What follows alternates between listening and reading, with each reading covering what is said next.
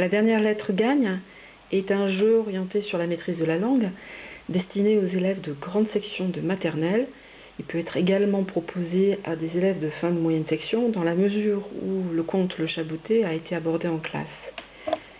Parce que les mots qui figurent sur le plateau sont les mots référents de l'histoire, font partie du vocabulaire de l'histoire du Chaboté. Donc le jeu peut réunir jusqu'à 6 joueurs simultanément.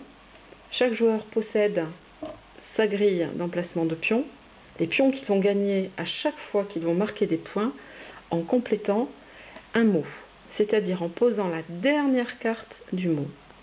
C'est à l'issue de la dernière carte posée qu'ils vont pouvoir récupérer toutes les lettres et les transformer en points, et donc en pions.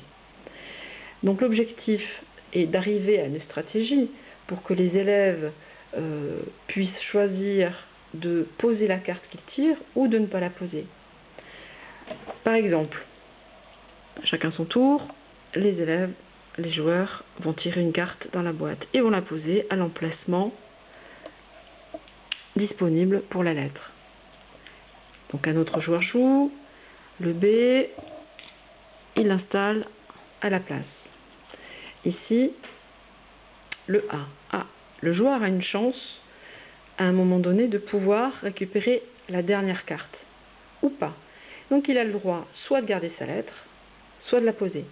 S'il la pose, il prend le risque qu'un autre joueur vienne compléter avec la dernière lettre le mot château. Et à ce moment-là, c'est celui qui a posé la dernière lettre qui récupère toutes les cartes, ce qui est le cas ici.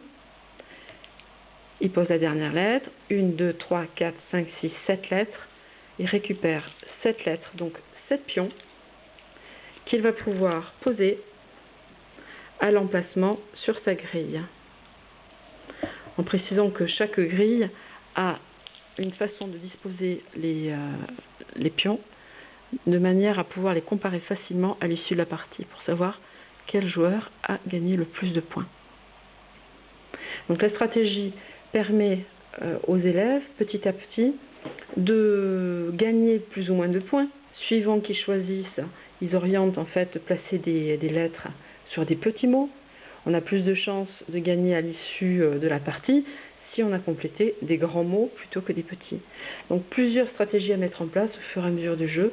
Donc évidemment, il s'agit de jouer le plus possible de façon à ce que ces stratégies puissent s'installer sans l'induction verbale notamment de l'enseignant.